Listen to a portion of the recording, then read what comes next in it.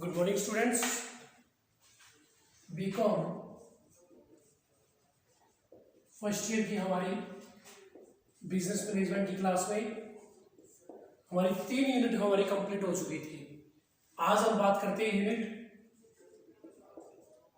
4th के बारे में, जिसमें बात करेंगे हम कंज्यूमर प्रोटेक्शन एक्ट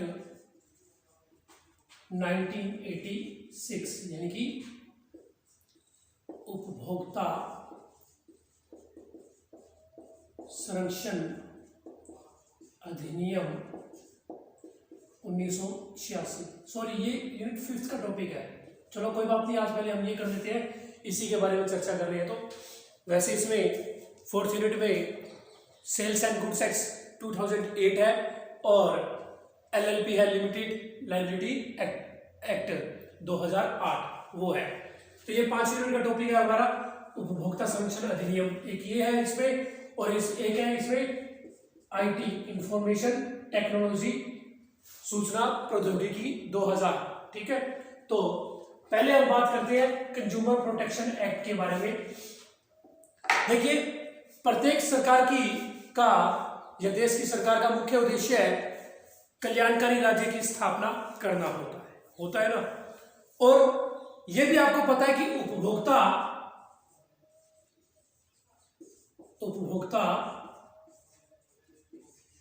बाजार का राजा होता है। बाजार का राजा होता है ना, यह तथ्य बिल्कुल सही है। लेकिन इस राजा का शोषण बहुत होता है। कौन करता है? उद्योगपति, व्यवसायी और इसके अलावा अन्य पक्षकार, चाहे वो प्रत्यक्ष रूप से करे चाहे अप्रत्यक्ष रूप से करते हैं ना। तो इस प्रकार के शोषणों को रोकने के लिए अनेक अधिनियम भी बनाए गए। और लेकिन प्रत्यक्ष रूप से जब सरकार को लगा कि अधिनियम के शोषणों को रोकना तो बहुत दूर, बल्कि ये और बढ़ते जा रही है, तो इन सब चीजों को रोकने के लिए उपभोक्ताओं को जिला स्तर, राज्य स्तर एवं राष्ट्रीय स्तर पर एक सरल उपचार दिलाने के लिए इस अधिनियम को बनाया गया, जो है कंज्यूमर प्रोटेक्शन एक्ट 1986। उपभोक्ता का सामान्य तय उपभोक्ता साम्राज्य में बहुत जगह विस्तृत है। देखिए, हर कोई व्यक्ति कहीं ना कहीं उपभोक्ता बनता है, चाहे वो बड़े से बड़ा व्यक्ति क्यों ना हो और चाहे वो छोटे से छोटा व्यक्ति क्यों ना हो। चाहे आपका किसी प्रकार का कोई भी कार्य हो, मान लीजिए आपका किराने का कार्य है, परचून का कार्य है, यानी कि राशन का कार्य है, ठीक है, लेकिन वहां आप उपभोक्ता न बने, उसे रिटेल से नहीं लेकर आए, ठीक है, लेकिन किसी अन्य वस्तु को खरीदने के लिए बाजार जाएंगे, लेकिन वहां भी आप रिटेल उपभोक्ता बनते हैं, क्योंकि यहां तो आपने रिटेल का काम किया है ना। आप होलसेल से माल खरीदते ना, तब आप वहां क्या बन गए? कंज्यूमर बन गए ना, कस्टमर बन गए ना, उपभोक्ता बन गए। और होलसेलर भी क्या होता है? कंज्यूमर बनता है। किससे? ये कहां से खरीदता है? डिस्ट्रीब्यूटर से, ठीक है। और डिस्ट्रीब्यूटर कहां से खरीदता है? जहां ऑथराइज्ड डिस्ट्रीब्यूटर जो स्टेट का होता है, ठीक है। और ये कहां से खरीदता है? मैन्युफैक्चरिंग डिपार्टमेंट यानी कि फैक्ट्री से खरीदता है ना। तो हर कोई व्यक्ति कहीं ना कहीं उपभोक्ता बनता है। और रिटेलर किसे सेल करता है? कस्टमर को। वैसे तो ये नाम जो दिया मैंने, कस्टमर यानी कि कष्ट से घिरा हुआ। अब एक सिंपल सी बात आपको मैं बताता हूं, जो सारा बोझ, किसी चीज का बोझ, सबका बोझ इसी पर पड़ता है, चाहे कितने प्रकार के टैक्सेस क्यों न लग जाए, हर जगह उसका शोषण होता है और होता रहेगा, ठीक है ना। कहीं तो प्रत्यक्ष होता है और कहीं अप्रत्यक्ष होता है। और आजकल जो चल रहा है वो डायरेक्ट चल रहा है और हो रहा है, ठीक है ना, और उनका शोषण हो रहा है किससे? जैसे एग्जांपल के रूप में कोई चीज 2 रुपए की बनती है, कहां पे? फैक्ट्री में।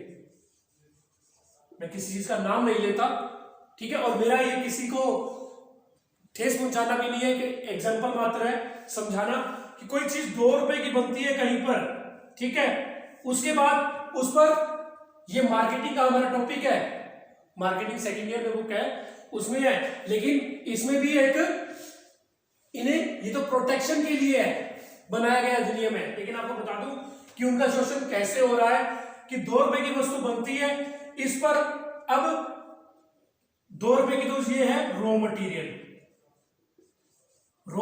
मटेरियल, अब इस पर सबसे पहले एडवर्टाइजमेंट, ठीक है, फिर packing expenses, advertisement expenses, packing expenses, ठीक है, लेबर, ठीक है, उसके बाद टैक्सेस, फिर ट्रैवलिंग चार्जेस, ठीक है, प्रॉफिट, सब इंक्लूड हो जाते हैं साथ में। रॉ मटेरियल तो सारा 2 रुपए का ही है, प्रॉफिट प्लस अगर कोई चीज कई बार डैमेज भी होती है उसका भी कुछ अंश रहता है, तब इस वस्तु की कॉस्ट हो जाती है यहां पर आकर कॉस्ट लगभग कितनी? 6 रुपए, ठीक है। अब 6 रुपए की आगे ये जाती है किसके पास? ऑथराइज्ड डिस्ट्रीब्यूटर जो स्टेट का है, स्टेट डिस्ट्रीब्यूटर, ठीक है। अब ये भी क्या करता है, इसके आगे बेचता है, लेकिन ये भी क्या करता है, उसकी ऐड भी करता है, ट्रैवलिंग भी करता है, कुछ टूट फूट भी होती है यानी कि डैमेज भी होती है कोई चीज, ठीक है, और ये भी लेबर जोड़ता है किस चीज की? लदाई उतराई चढ़ाई, इस चीज की लेबर जोड़ता है, टैक्सेस भी जोड़ता है, ये भी अपना बेनिफिट भी जोड़ता है यानी कि प्रॉफिट भी जोड़ता है, ठीक है ना, और आगे वही वस्तु 10 रुपए की देता है। अब ये यहां पर 10 रुपए की किसके पास जाती है? डिस्ट्रिक्ट डिस्ट्रीब्यूटर के पास, ठीक है। अब ये तो यहां, अब ये 10 रुपए की देता है, डिस्ट्रिक्ट डिस्ट्रीब्यूटर क्या करता है, ये हर तहसील में जाता है, हर तहसील में जाता है, तहसील लेवल पर करता है ना, तो ये इसे 10 रुपए की ये चीज पड़ती है, और ये क्या करता है, हर तहसील में जाता है, इसका ट्रैवलिंग का खर्चा ज्यादा लग जाता है, ये भी एडवर्टाइजमेंट करता है, इसके पास डैमेज वस्तु ज्यादा होती है ना, ये वो सारे अंश जोड़ता है, लेबर इसकी ज्यादा लगती है ना, ये कर करा के ये सारा अपना बेनिफिट भी जोड़ता है, क्योंकि यहां पर एडवर्टाइजमेंट प्लस एजेंट भी होते हैं, उनका भी एक्सपेंसेस देना पड़ता है, हर तहसील में जाता है, और तहसील में क्या बना था, ये डिस्ट्रीब्यूटर बनाता है ना ये, तो ये इन्हें ये वस्तु देता है 16 रुपए की देता है ना, ये डिस्ट्रीब्यूटर यानी कि ये होलसेल व्यापारी हम कह सकते हैं, होलसेल व्यापारी, ये हर तहसील में एक एक होलसेल व्यापारी बना देता है, वो उन पर सारा खर्चा इस पर लगता है, ये वस्तु देता है इन्हें 16 रुपए की, ठीक है। अब ये क्या करते हैं, ये तहसील लेवल, ये होलसेल व्यापारी जो एक हर तहसील में हो गया, ये आगे किसके पास जाते हैं, रिटेलर के पास, ठीक है। अब रिटेलर को ये वस्तु देते हैं 18 रुपए की, क्योंकि इनका एरिया छोटा हो गया ना, ठीक है, और इनकी सफाई भी कम हो गई, ये ऐड वगैरह ज्यादा नहीं करते, ये ऐड नहीं करते, ये सिर्फ इनका तो लेबर का खर्चा बैठता है, प्लस लेबर प्लस बेनिफिट, ठीक है, टूट फूट जो भी होती है ये इनके मत्थे डाल देते हैं डिस्ट्रिक्ट डिस्ट्रीब्यूटर के, या ये होलसेल इसके, होलसेल इसके डाल देता है डिस्ट्रिक्ट के, ठीक है। अब ये इन्हें 18 रुपए की देते हैं, और ये 18 रुपए की वस्तु उसके बाद अपना 2 रुपए का सूखा बेनिफिट लेके किससे देते हैं, कस्टमर को देते हैं ना 20 रुपए की चीज। तो इस तरीके से वो वस्तु की एक्चुअल कॉस्ट 2 रुपए रॉ मटेरियल की, चलो पैकिंग का खर्चा थोड़ा बहुत लग गया तो भी 3 रुपए 4 रुपए बैठ जाए, लेकिन घूमते घूमते ये सारे खर्चे किस पर लगे, कई खर्चे तो डबल डबल ट्रिपल ट्रिपल लग जाते हैं, और ये सारा एक्सपेंसेस किस पर पड़ता है, भार किस पर पड़ता है, उपभोक्ता पर। तभी ये बात आ जाती है कि वो कष्ट से घिरा हुआ है। कोई भी वस्तु हो XYZ, सब पर टैक्सेस लगते हैं, और लगते लगते जब वो कंज्यूमर उसे परचेज करता है, वो वस्तु की कीमत एक्चुअल क्या होती है और उसे प्राप्त क्या होती है।